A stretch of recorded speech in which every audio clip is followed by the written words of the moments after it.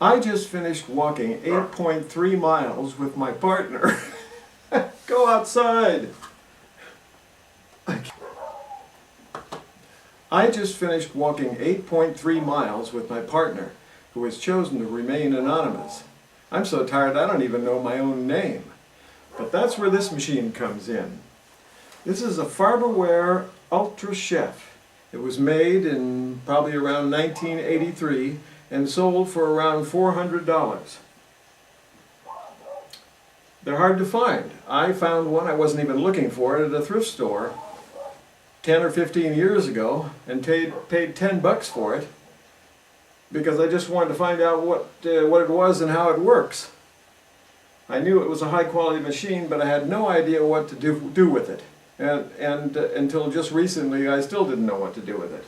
Thanks to a friend on Facebook, I was able to get a few recipes.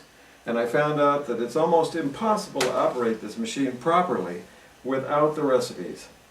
That's because it has, let's take a look at the machine here for a moment. It has 4 heat settings, 1, 2, 3, 4. But I had no idea what temperature that would be or whether it was even necessary to know that temperature. It also has a timer, on and off switch. It has a temperature probe that's inserted, so once the machine gets up to the proper temperature, the machine actually starts cooking the food. Now the machine tilts up like this. The temperature probe comes out. The machine unlocks. The top comes off. The barrel comes out. It's a Pyrex barrel, very heavy, very strong. It rotates. Now, if you look closely on the inside here, there's a heating element that looks like the heating element possibly in the bottom of your electric oven, and it gets red hot. It goes off and on, controlled by the temperature probe, so that it neither overcooks or undercooks. Now the recipe calls for ingredients here, and you place all of this in the drum. Chicken,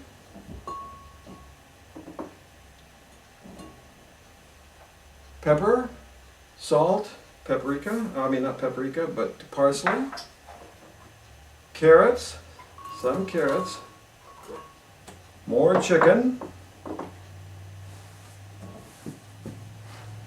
and more carrots,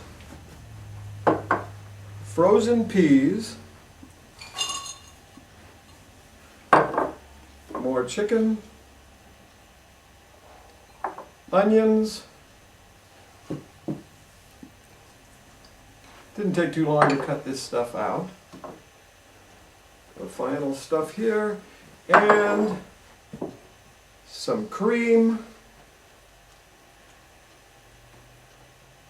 There we go. And some bouillon cubes. Let's see if I can get this all out of here like that. There we go. Now that is it. Now the machine has to be closed up again. The top is on. It's placed back in the rotator. Rotated into place. Then comes back over the top and is locked into position. Like that. Now, finally, the heat probe goes in. It attaches right there.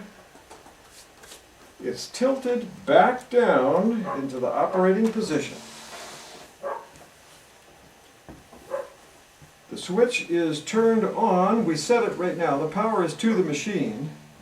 And we'll set it on heat setting 3.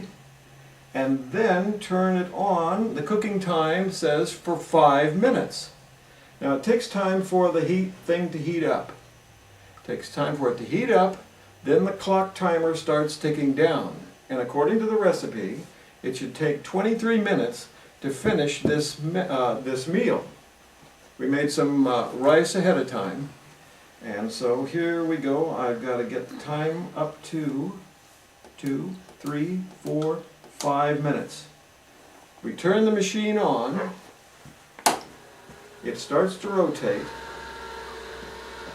And that's all there is to it.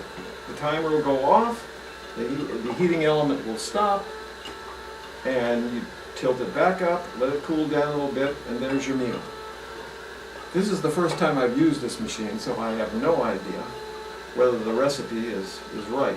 I do know that the heating element works, and the timer works. So,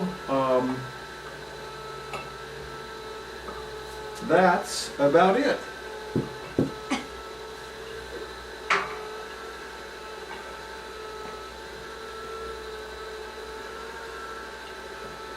And that's my walking partner.